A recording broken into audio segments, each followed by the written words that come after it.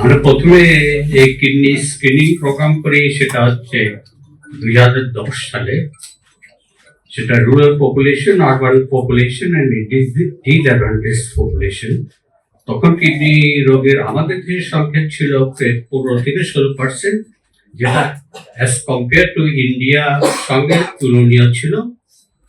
এবং এরপরে আমরা 2024 সালে আবার স্ক্রিনিং প্রোগ্রাম করি। সেখানে গাজীপুর করা হয় এবং পাবনাতে করা হয়, সিলেটে করা হয়। সেখানে আমরা দেখি যে সেটা প্রায় 20-22% বেড়ে গেছে।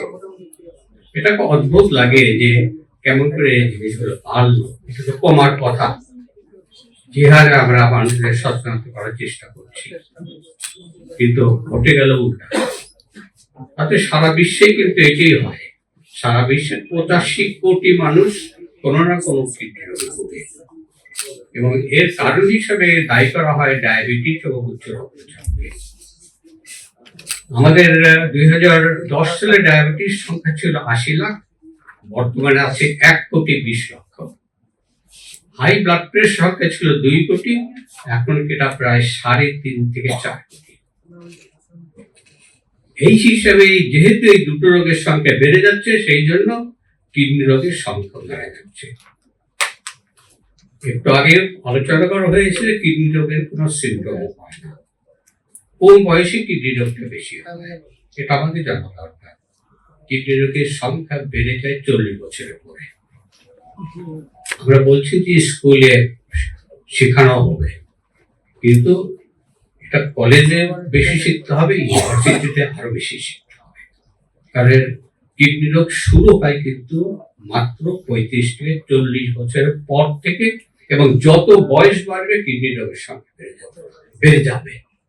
এটি হচ্ছে নিয়ম, সারা পৃথিবীতে এটাই নিয়ম। সারা পৃথিবীতে প্রতি 10 জনের 1 জন কিডনি রোগে ভোগে। আমাদের প্রতি 7 জনের 1 জন কিডনি রোগে ভোগে। কিডনি রোগের কোনো সিমটম হয় না, যেটা আগেই বলা হয়েছে। অন্তত 75-80% কিডনি রোগ যদি ড্যামেজ না হয়, তাহলে কিডনি রোগের কোনো সমস্যা হবে না। প্রফেসর সামাদ বহু আগের থেকে বলেছে যে কিডনি রোগ জীবন নাশা, কিডনি রোগ জীবন নাশা, প্রতিরোধেই বাঁচার আশা। আমরা বলি না যে কিডনি রোগ জীবন নাশা, বর্তমানে বলি না।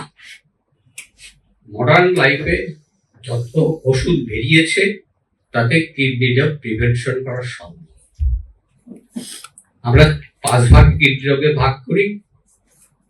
স্টেজ 1 এবং স্টেজ 2 তে যদি আপনি ট্রিটমেন্ট করতে পারেন, কিডনি রোগ সম্পূর্ণভাবে নিরাময় হবে। স্টেজ 3 এবং স্টেজ 3 পর্যন্ত কিডনি রোগ প্রতিরোধ যোগ্য।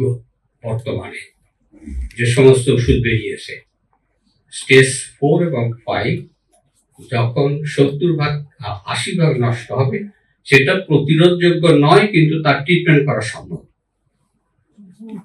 একমাত্র কিডনি ট্রান্সপ্লান্ট করে পৃথিবীতে লক্ষ লক্ষ লক্ষ মানুষ বেঁচে আছে 15-20 বছর পর্যন্ত, এবং 30 বছর পর্যন্ত বেঁচে থাকে। কিন্তু ডায়ালিসিস রোগী বেঁচে থাকে মাত্র 5-6 বছর। সুতরাং international society of nephrology, European dialysis transplantation, American hypertensive League, তারা সবাই চেষ্টা করছে ডায়ালিসিসটা কমিয়ে ফেলতে এবং কিডনি ট্রান্সপ্লান্টটা বাড়িয়ে দিতে। কারণ ডায়ালিসিস তো রোগী যেহেতু ডায়াবেটিস থাকে, যেহেতু উচ্চ রক্তচাপ থাকে, এবং আপনারা জানেন যে ডায়াবেটিস এবং উচ্চ রক্তচাপ থাকলে তার হার্টের রোগ হবে।